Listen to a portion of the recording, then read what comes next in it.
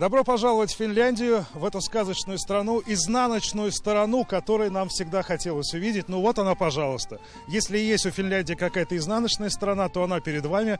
Вот эти холмы, это, между прочим, свалка, но свалка бывшая. И вот эти вот зеленые домики, посмотрите, это не домики местных мумитролей, это такие установки по добыче газа из этой свалки.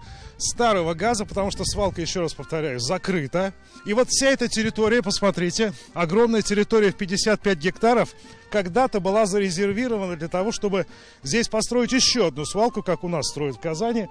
Но система была создана, кроме того, был построен мусоросжигательный завод, и сегодня сюда уже нет смысла свозить отходы. Свалка сократилась до 12 гектаров. Сюда свозят сейчас 1% мусора всего этого Хельсинского региона, где мы сейчас находимся, а вся остальная территория, как видите, занята перерабатывающими производствами. Здесь производят различного рода материалы, в том числе и биогаз.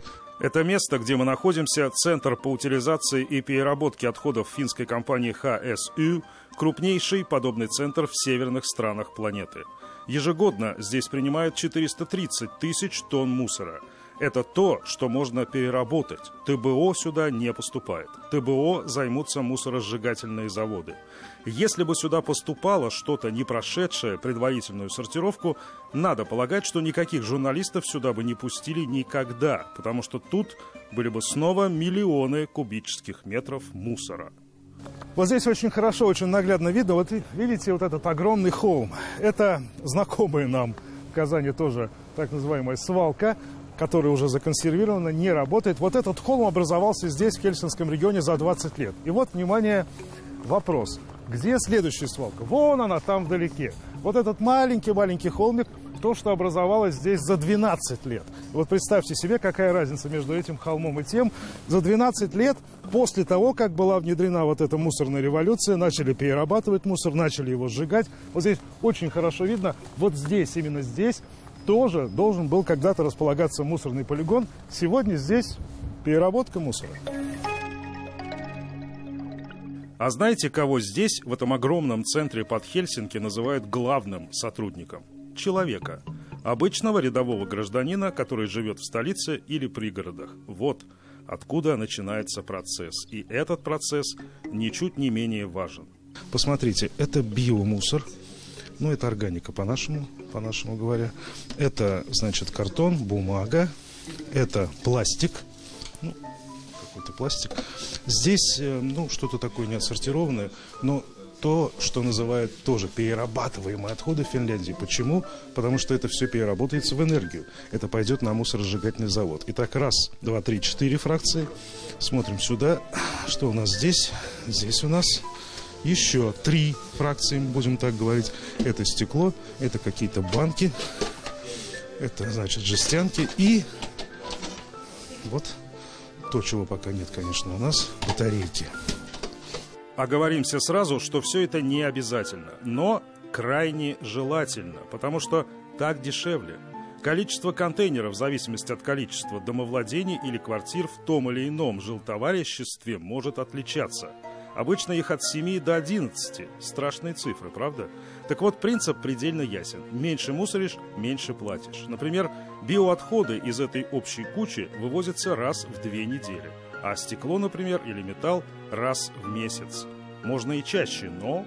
Значит, ну, скажем так, мы определили для себя среднюю, за сколько наполняется контейнер. Так мы быстро выстраиваем вот эту график вывоза отходов. Если их будет больше, соответственно, будем дополнительные маршруты, за что мы будем платить.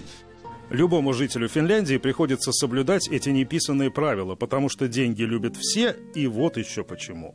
Потому что есть, например, вот эти станции сбора отходов по всему городу. Сюда можно принести практически любой отсортированный мусор, вплоть до поношенной и ненужной кофточки. Соображаете? Вот и финны тоже соображают. Если вы сюда все скидываете, у вас остается совсем ничего, вы так и будете платить. То есть можете заказать раз в месяц, чтобы у вас вывозили, и платить вообще по минимальному. Да, но чтобы сюда все скидывать, нужно опять заниматься раздельным сбором, что, в общем, конечно, прекрасно. Конечно, надо отдельно дома собирать, сюда привозить. Лахти – небольшой город в 100 километрах от Хельсинки. Лахти, между прочим, официально избран зеленой столицей Европы на 2021 год. Во многом Потому что здесь недавно отказались от каменного угля, как от топлива, и взамен него начали использовать, представьте себе, мусор. И вот это в Европе, где якобы отказываются повально от всех мусоросжигательных заводов. Возле Лахти таковых целых 2. Они работают по разным технологиям, а топливо на эти заводы идет вот отсюда, со столь же огромного центра по переработке и сортировке отходов. Вот бы нам хотя бы один такой. А инвестиции тут, кстати говоря, были 40 миллионов евро. Это 3 миллиарда рублей, ни много ни мало. Половина из того, что мы с вами здесь видим, будет переработана, точнее говоря, 43%. Еще 3%, всего 3% отправится на полигон, то есть на свалку. А вот другая половина, которая переработана быть просто не сможет, отправится куда?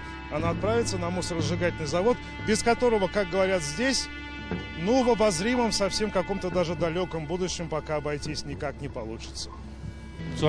Скоро в Финляндии будет построен еще один мусоросжигательный завод. После этого будет уже сделана ставка на более глубокую переработку. Но это все очень далеко, нужно еще очень хорошо поработать. Даже финские технологии не способны пока переработать все, что сюда поступает. Из 65 тысяч тонн пластика в год переработают меньше половины, 30 тысяч тонн. То, что останется, не проблема. Здесь это называют энергетическим мусором. То, что будет сожжено с получением энергии. Поэтому, если вы спросите здесь у кого-либо, сколько мусора идет на переработку, вы услышите заоблачную, казалось бы, цифру в 97%. И это тоже правда, только своя. Потому что, как мы уже сказали, 50 с лишним процентов – это топливо для мусоросжигательных заводов. Даже самые юные жители страны Суоми способны разобраться в том, чем является, например, использованный бумажный носовой платочек – вторсырьем или топливом для завода. Он положил именно как раз в смешанные отходы, энергетические отходы, поскольку это носовой платок использованный, его бросают туда, и он будет сожжен. Михаил Любимов и Андрей Ключников. 7 дней.